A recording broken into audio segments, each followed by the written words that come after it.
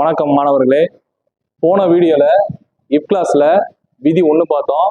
இந்த வீடியோல இஃப் கிளாஸ்ல விதி 2 பார்ப்போம். இஃப் கிளாஸ்ல விதி 2 பார்க்கறதுக்கு முன்னாடி நம்ம நவுன்னா என்ன, வெர்ப்னா என்னன்னு தெரிஞ்சுக்கணுங்க. இது நவுன், இது வெர்ப். நவுனை தமிழ்ல பெயர் சொல்லுங்கிறாங்க, வெர்ப தமிழ்ல வினை சொல்லுங்கிறாங்க. வினை என்பதன் பொருள் செயல், அதாவது செயல் சொல். இதுக்கு என்ன வித்தியாசம் அப்படின்னு கேட்டீங்கன்னா, ஃபர்ஸ்ட் நவுன் எடுத்துக்கிடுவோம். நவுன் என்னன்னா, இந்த உலகத்துல யாருக்கெல்லாம் பெயர் இருக்கோ அந்த பெயரை மட்டும் சுட்டி காட்டினா அதாங்க நவுன். தமிழ்ல இதைத்தான் பெயர் சொல்லுங்கிறாங்க. அப்ப ஒன்றின் பெயரை குறித்தால் அது பெயர் சொல், இங்கிலீஷ்ல நவுன்கிறாங்க. வெறுப்புனா என்னன்னு கேட்டீங்கன்னா, அந்தந்த பெயர்கள் ஏதாவது ஒரு வேலையில் ஈடுபட்டால் அந்த வேலையை மட்டும் சுட்டி காட்டுறது தான் வினை சொல்லுங்கிறாங்க, செயல் சொல்லுங்கிறாங்க, இங்கிலீஷ்ல வெர்புங்கிறாங்க. அப்ப பெயரை மட்டும் குறிச்சா அது நவுன், அந்தந்த பெயர்கள் ஒரு வேலையில் ஈடுபடும் போது அந்த வேலையை மட்டும் சுட்டி காட்டினா அது வெர்ப், அதாவது தமிழ்ல வினைச்சொல், செயல் சொல்லுங்கிறாங்க. அவ்வளவுதான் மாணவர்களே. இப்ப எடுத்துக்காட்டோட பார்ப்போம். இப்ப இங்க கவனிங்க. ராஜா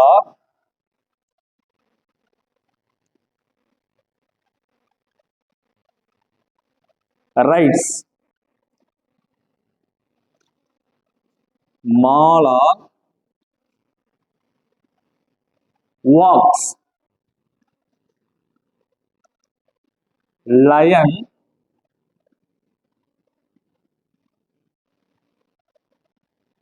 roars. ரைட். இப்ப இங்க கவனிங்க. ராஜா என்பது ஒரு ஆண் பாலை குறிக்கும் பெயர், மாலா என்பது ஒரு பெண் பாலை குறிக்கும் பெயர், லயன் என்பது ஒரு அக்னியை குறிக்கூடிய ஒரு பெயர். அப்ப இந்த மாதிரி பெயரை மட்டும் குறிச்சா அதான் நவுன்கிறாங்க. இது மாதிரி நீங்க ரிவர் சொல்லலாம், மவுண்டைன் சொல்லலாம், டேபிள் சொல்லலாம், சேர் சொல்லலாம், பென்சில் சொல்லலாம். அது மாதிரி இந்த உலகத்துல யாருக்கெல்லாம் பெயர் இருக்கோ அதை பூரா நீங்க நவுன் வகைப்படுத்திக்கலாம். இப்ப பாருங்க, இந்த நவுன்கள், இந்த பெயர்கள் ஏதாவது ஒரு வேலையில் ஈடுபடுகிறது பாருங்க. இந்த மாதிரி வேலையில மட்டும் நீங்க சுட்டி காட்டினீங்கன்னா அதைத்தான் வெறுப்புன்னு சொல்லணும். உதாரணத்துக்கு பாருங்க, ராஜா ரைட்ஸ், ராஜா எழுதுகிறான். அப்ப இந்த இடத்துல எழுதுதல் என்பது வெர்ப். மாலா வாக்ஸ், மாலா நடக்கிறார். அப்ப இந்த இடத்துல நடத்தல் என்பது வெர்ப். லயன் ரோர்ஸ், சிங்கம் கர்ஜிக்கிறது. அப்ப கர்ஜித்தல் அப்படிங்கிறது இந்த இடத்துல சிங்கம் செய்யக்கூடிய ஒரு செயல். அதனாலதான் இந்த இடத்துல ரோர்ஸ்ங்கிறத வெர்புங்கிறாங்க ஃப்ரெண்ட்ஸ். மாணவர்களே, இந்த இடத்துல உங்களுக்கு சின்ன டவுட் வரணும். உயிரில்லாத பொருட்கள் எப்படி ஒரு வேலையில் ஈடுபடும் அப்படின்னு டவுட் உங்களுக்கு வரணும். உயிரில்லாத பொருட்களும் வேலையில் ஈடுபடும் எப்படின்னு கேட்டீங்கன்னா, இங்க கவனிங்க.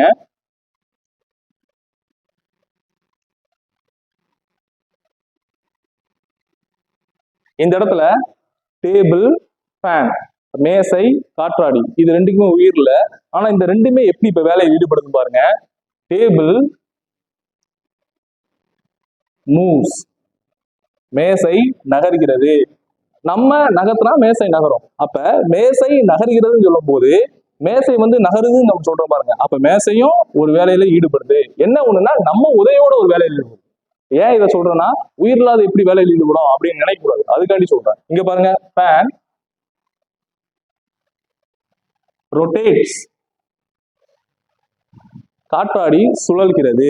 அப்ப கரண்ட் மூலமா சுழல்கிறது. ஏதோ ஒண்ணு மூலமா உயிரில்லாதும் வேலையில ஈடுபடும். இதை நீங்க தெளிவா தெரிஞ்சுக்கணும். அவ்வளவுதான் மாணவர்களே.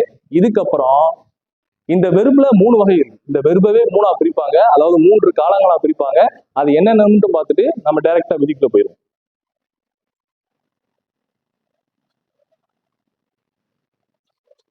இங்க கவனிங்க மாணவர்களே, நம்ம செய்யக்கூடிய செயலை இந்த மாதிரிதான் 3 வகைப்படுத்துறாங்க. Verb 1, verb 2, verb 3ன்னு.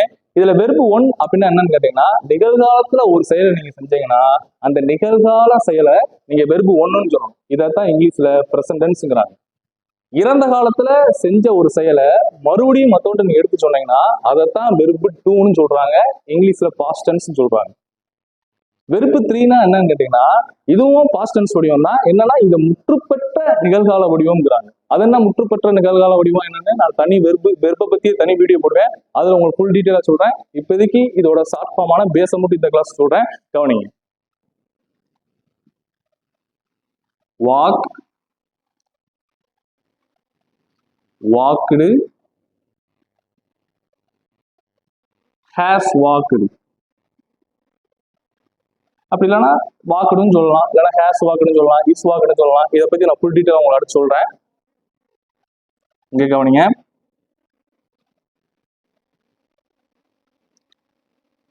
Right, road,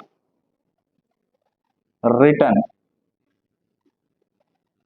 இப்ப இதுல என்ன சொல்ல வராங்க அப்படின்னு கேட்டீங்கன்னா, இங்க பாருங்க, வாக் அப்படின்னா இப்ப நிகழ்காலத்துல நம்ம செய்யற செயல். நான் நடக்கிறேன், இந்த மாதிரி நிகழ்கால செயலை சொல்ல வரும்போது நீங்க அதை வெர்பு ஒண்ணுன்னு சொல்லணும். ரைட்டுங்களா?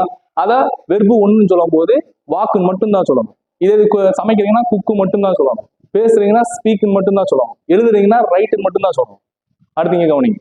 இங்க வெர்பு டூனா என்ன அப்படின்னு கேட்டீங்கன்னா, இறந்த காலத்துல ஒரு செயலை செஞ்சதை மறுபடியும் நீங்க மற்றவங்க சொல்லி காட்டும் போது அதை இறந்த கால வடிவமா சொல்லும் போது கண்டிப்பா அந்த செயலோட ஒண்ணு ஈடு சேர்த்துக்கிறணும், இல்லைன்னா அந்த செயல் இறந்த காலத்துல எப்படி மாறி வருமோ அதை நீங்க உச்சரிக்கணும்.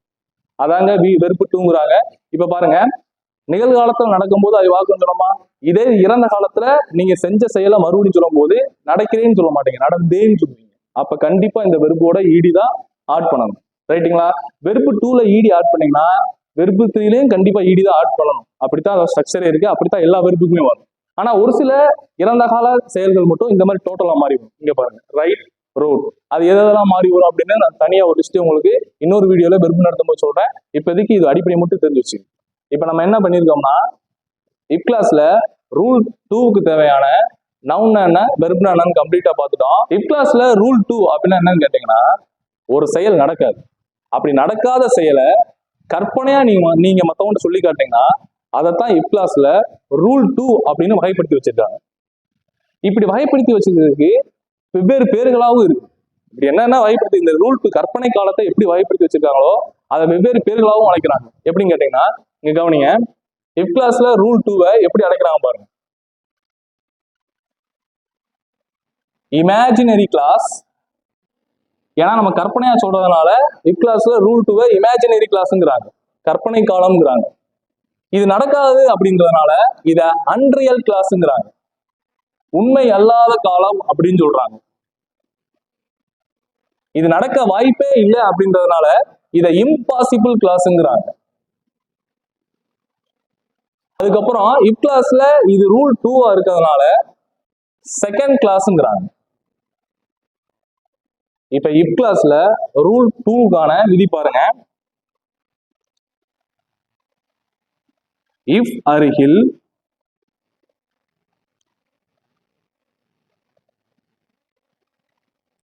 வெர்பு 2 வந்தாலோ வாஸ் வந்தாலோ வேர் வந்தாலோ had பிளஸ் நவுன் வந்தாலோ, பாத்தீங்களா இங்க என்ன வந்திருக்கு பாருங்க, had பிளஸ் நவுன். அதனாலதான் நான் இந்த வீடியோ ஸ்டார்ட் பண்றதுக்கு முன்னாடியே வெர்புனா என்ன, நவுன் என்னன்னு சொல்லியிருக்கேன். இந்த இடத்துல V2 என்னன்னு பார்த்தோம், அதாவது வெர்பு 2 என்னன்னு பார்த்தோம், இறந்த காலத்துல செஞ்ச செயலை மறுபடியும் மத்தவங்க சொல்லி காட்டுறது. இந்த இடத்துல நவுன் என்னன்னு பார்த்தோம், இந்த உலகத்துல யாருக்கெல்லாம் என்னென்ன பேர்கள் இருக்கோ அந்த பேரை மட்டும் சுட்டி காட்டினா அதை நவுன் சொல்றாங்க. ரைட்டுங்களா? ரைட். அப்ப இங்க என்ன இருக்கு பாருங்க, இஃப் அருகில் வெர்பு 2 வந்தாலோ வாஸ் வந்தாலோ வேர் வந்தாலோ had பிளஸ் நவுன் வந்தாலோ நம்ம என்ன சேர்க்கணும் பாருங்க. ஆன்சரா என்ன சேர்க்கணும்னா,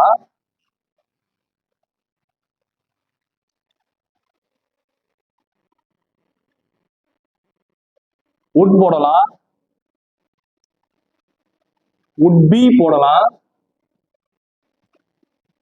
good போடலாம், good be போடலாம், should போடலாம், அப்படி இல்லைன்னா should be போடலாம். ரைட். வேற என்ன போடலாம் பாருங்க, might போடலாம், might be ஆன்சரா போடலாம். அப்ப உங்களுக்கு இப்போ ஒரு டவுட் வரணும், நான் இவ்வளவு எழுதிருக்கேன், இதுல ஏதோ ஒண்ணு ஆன்சரா போடலாம்னு ஒரு டவுட் வரணும். அது எப்படி கேட்டீங்க, இது எப்படி கேட்டீங்கன்னா, இதுல ஏதாவது ஒண்ணு ஆப்ஷன் கீழே இருக்கும். அப்படி இருக்கும்போது இதுல எது ஆப்ஷன் கீயா இருக்கோ அதை நீங்க தேர்ந்தெடுத்து போடணும். இப்ப இதுக்கான எக்ஸாம்பிள் பார்ப்போம். இங்க கவனிங்க, இங்க என்ன கொடுத்துருக்காங்க பாருங்க. If I were a teacher I days teach you. First sentence பாருங்க. இப்ப உதாரணத்துக்கு சொல்றேன். இப்ப ஒரு ஆள் வந்து கண்டக்டர்னு வச்சுக்கிறோம், டிரைவர் இல்லைன்னா கண்டக்டரா இருக்காரு. அவர் வந்து நம்மகிட்ட ஒரு ஆசையில சொல்றாரு. என்ன சொல்றாருன்னா, நான் மட்டும் டீச்சரா இருந்திருந்தா நான் கண்டிப்பா உனக்கு டீச் பண்ணியிருப்பேன். இப்ப வந்து ஒரு டிரைவர் வந்து ஒரு சன்ட்ட சொல்றாருன்னு வச்சுக்கோங்க. இப்ப கற்பனையா சொல்றாரு பாருங்க, நான் மட்டும் டீச்சரா இருந்திருந்தா நான் உனக்கு கண்டிப்பா டீச் பண்ணியிருப்பேன். அவர் டீச்சரா இருக்க வாய்ப்பே கிடையாது. ஆனா அப்படி ஒரு ஆசையில கற்பனையா சொல்லி காட்டுது.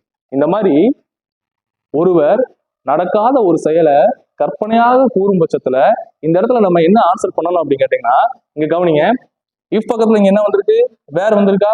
அப்ப இஃப் பக்கத்துல வேர் வந்தா கொடுத்திருக்க ஆப்ஷன் படி, இதுதான் முக்கியம், கொடுத்திருக்க ஆப்ஷன் படி என்ன ஆன்சர் போடணும், would போடணும். ஏன்னா இங்க கவனிங்க, இஃப் ஒரு ஹில் வாஸ் வந்தாலோ வேர் வந்தாலோ நம்ம would தான் பயன்படுத்துறோம்.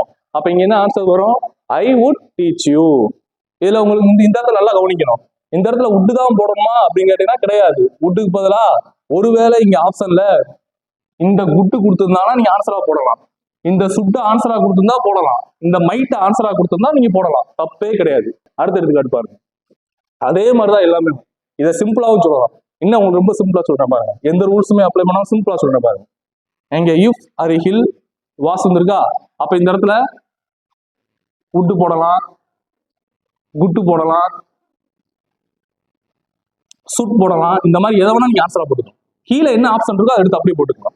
அடுத்து இங்க பாருங்க, இஃப் ஒரு ஹில் ஹேட் வந்திருக்கா, ஹேட் பக்கத்துல என்ன வந்திருக்கு பாருங்க, இதுதான் முக்கியம், ஹேட் பக்கத்துல நவுன் வந்திருக்கு. நவுன் என்ன சொல்லி கொடுத்தீங்க, ஒன்றின் பெயரை குறிச்சா அது நவுன் சொல்லிருக்கீங்க. அப்ப இந்த உலகத்துல யாருக்கெல்லாம் பெயர் இருக்கோ அந்த பெயரை மட்டும் சுட்டி காட்டினாங்கன்னா அதைத்தான் பெயர் சொல்லுங்கிறாங்க, இங்கிலீஷ்ல நவுன்ங்கிறாங்க. இங்க கவனிங்க, ஹேட் பக்கத்துல என்ன வந்திருக்கு பாருங்க, நவுன் வந்திருக்கு. அப்படி இங்க பாருங்க, இஃப் ஒரு ஹில் ஹேட் பிளஸ் நவுன் வந்தால் இந்த விதியத்தை அப்படியே போடணும்னு சொல்லிருக்கீங்க.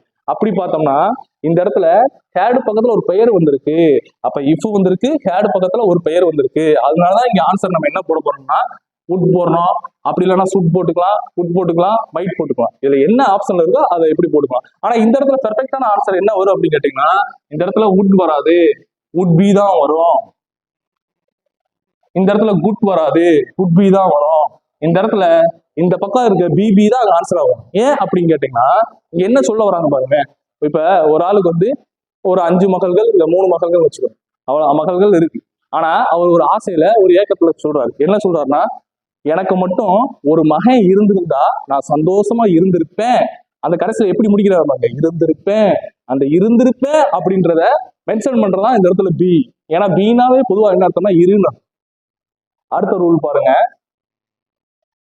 இங்க பாருங்க, இஃப் வந்திருக்கு, இந்த இடத்துல கால் அப்படின்னா அழைத்தல் ஒரு செயல். ஆனா இங்க அழைத்தல் அப்படின்னு வரல, அழைத்தேன் வந்திருக்கு. நான் ஆல்ரெடி உங்களுக்கு சொல்லியிருக்கேன். இங்க பாருங்க, இந்த வெர்போட ஈடி சேர்ந்து வந்திருக்கா, அப்ப இது வெர்பு டூன்னு அர்த்தம்.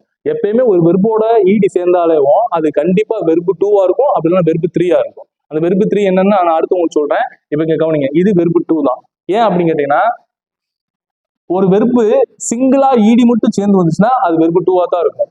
ஏன்னா வெர்பு த்ரீ எப்பயுமே is called, was called, has called, have called அப்படி சேர்ந்துதான் வரும். இதெல்லாம் இலக்கணம் நுட்பம், இதை இப்ப இங்க தெரிஞ்சு வச்சுக்கோங்க. ரைட்டுங்களா? சரி, ரைட். இப்ப அப்படி பார்த்தோம்னா இந்த இடத்துல கால் வராம கால்டுன்னு இருக்கு, அப்ப இதை நம்ம வெர்பு டூன்னு கருதணும். ஏன் அப்படின்னு கேட்டீங்கன்னா, கால் இதுதான் வெர்பு ஒன், அதை வி ஒன் சொல்றாங்க. அடுத்து இன்னும் கூட உங்களுக்கு சொல்றேன் பாருங்க, இங்க பாருங்க, வாக் வெர்பு ஒன். ஆனா இத வெர்பு டூவா சொன்னாங்கன்னு வச்சுங்க, இறந்த கால வடிவமா சொன்னாங்கன்னு வச்சுங்க, அப்ப எப்படி சொல்லணும்னா வாக்குடு, வாக்குடு. இதே மாதிரி சொல்லிட்டே போலாங்க. இதே மாதிரி வேற எப்படி நம்ம சின்ன வயசுல படிச்சிருக்கோம்னா ரைட் பாருங்க, நிகழ்கால வடிவம் எழுதுகிறேன், அப்ப இது வெர்பு ஒன், அப்படி இல்லைன்னா பி ஒன். இதுவே இறந்த கால வடிவமா சொல்லும் போது ரோட்டுன்னு சொல்லுவாங்க. ஒரு சில வெர்புல ஈடி சேருது, ஒரு சில வெர்புல டோட்டலா மாறி வருது பாருங்க. இதெல்லாம் ஏன் இப்படி மாறுதுன்னு அடுத்த வீடியோல உங்களுக்கு வெர்பை பத்தி தனியா சொல்றேன். இப்போதைக்கு நீங்க ஜஸ்ட் ஒரு மைண்ட்ல இதை மட்டும் வச்சுங்க. மேக்சிமம் வெர்போட ஈடி சேர்ந்து வந்தா அது V2, வெர்பு டூ, இறந்த கால வடிவம், அதை மட்டும் இப்போதைக்கு மைண்ட்ல வச்சுங்க. ரைட். அப்ப இங்க வெர்பு பக்கத்துல என்ன வந்திருக்கு, வெர்பு. இங்க இஃப் பக்கத்துல என்ன வந்திருக்கு பாருங்க, வெர்பு டூ தான் வந்திருக்கு. அப்ப ரூல் பாருங்க, இஃப் அருகில் வெர்பு டூ வந்தா இதுல இருக்க ஏதோ ஒண்ணுதான் ஆன்சரா வரும். அப்ப இங்க நீங்க ஆன்சர் விட்டு போட்டுக்கலாம், சுட்டு போட்டுக்கலாம், குட்டு போட்டுக்கலாம், மைட்டு போட்டுக்கலாம், என்ன வேணா போட்டுக்கலாம். இதுல என்னென்ன இருக்கோ இதுல எதை வேணா போட்டுக்கலாம். ஆப்ஷன் கீழே என்ன இருக்கோ அதுக்கு தகுந்த மாதிரி போட்டுக்கலாம். அவ்வளவுதான் மாணவர்களே, இதுக்கான முழு விளக்கம். கடைசியா ஒரு ரிவிஷன் மட்டும் சொல்லிடுறேன், கவனம் கவனிச்சுங்க. இஃப் அருகில் வெர்பு டூ வந்தாலோ நம்ம செய்யக்கூடிய செயலுடைய இறந்த கால வடிவம். வாஸ் வந்தாலோ, வேர் வந்தாலோ, ஹேட் பிளஸ் பெயர் சொல் வந்தாலோ, நவுன் வந்தாலோ, இதுல ஏதோ ஒண்ணுதான் ஆன்சரா நீங்க போடணும். அப்படி பாத்தீங்கன்னா இங்க பாருங்க, ஷார்ட்டா சொல்றேன். இஃப் அருகில் வேர் வந்திருக்கா, வுட். இஃப் அருகில் வாஸ் வந்திருக்கா, வுட், குட் என்ன வேணா போட்டுக்கலாம். இஃப் அருகில் ஹேடு வந்து நவுன் வந்திருக்கு, அதனால வுட் பி போட்டோம். அப்படி இல்லைனா குட் பி, சுட் பி போடலாம். அது சென்டென்ஸ் அந்த மாதிரி பி சேர்ந்து வந்திருக்கு. அதுக்கப்புறம் இஃப் அருகில் வி டூ வந்திருக்கனால வுட் போட்டிருக்கோம். குட், சுட் என்ன வேணா போட்டுக்கலாம். ஒருவேளை இங்க கவனிங்க, இன்னும் இது ரைட்டா மட்டும் சொல்லி முடிச்சுறேன். இங்க கவனிங்க, இங்க பாருங்க, பாலா இஃப் பாலா கால்டுன்னு வராம இப்படி கேக்குறான்னு வச்சுங்க. If Bala calls me I days, இப்படி ஒருவேளை எக்ஸாம்ல கேட்டாங்கன்னா ஒண்ணுமே இல்லை, ரொம்ப சிம்பிள். இங்க பாருங்க, இங்க வெர்பு ஒண்ணுதான் வந்திருக்கு, வி ஒண்ணுதான் வந்திருக்கு, ரைட்டா? இந்த மாதிரி இஃப் அருகில் வெர்பு ஒண்ணு வந்தா வில் போடணும், ஷால் போடணும், கேன் போடணும், அப்புறம் வந்து மே போடணும், அப்படி இல்லைன்னா மஸ்ட் போடணும். அப்படி இல்லைன்னு வச்சுங்க, ஆப்ஷன்ல ஷால் பி இருக்கலாம், கேன் பி இருக்கலாம், மே பி இருக்கலாம், மஸ்ட் பி இருக்கலாம், வில் பி இருக்கலாம். அப்ப ஆப்ஷன்ல எது இருக்கோ அது தெளிவா நீங்க மாத்திக்கணும். இதை நான் வீடியோ 1ல சொல்லியிருப்பேன், அதை நீங்க பாத்தீங்கன்னா இன்னும் ஃபுல் டீட்டெயிலா நீங்க தெரிஞ்சுக்கலாம். சரிங்களா? அவ்வளவுதான் மாணவர்களே, நம்ம கிளாஸ்ல ரூல் 2 கம்ப்ளீட்டா பார்த்துட்டோம். ஜஸ்ட் ஒரு தடவைக்கு 2 தடவை நம்ம வீடியோ பாருங்க, உங்களுக்கு கண்டிப்பா புரியும். ஃபர்ஸ்ட் டைம் பார்க்கும்போது குழப்பற மாதிரி இருக்கும், ஆனா அடுத்தடுத்து நல்லா உன்னிப்பா அதை கவனிச்சு பாருங்க, கண்டிப்பா புரியும். அவ்வளவுதான் மாணவர்களே, எங்க வீடியோ பிடிச்சிருந்தா எங்க வீடியோ சப்ஸ்கிரைப் பண்ணுங்க, லைக் பண்ணுங்க, ஷேர் பண்ணுங்க, கீழே இருக்க பெல் ஐக்கான் பட்டனை கிளிக் பண்ணுங்க.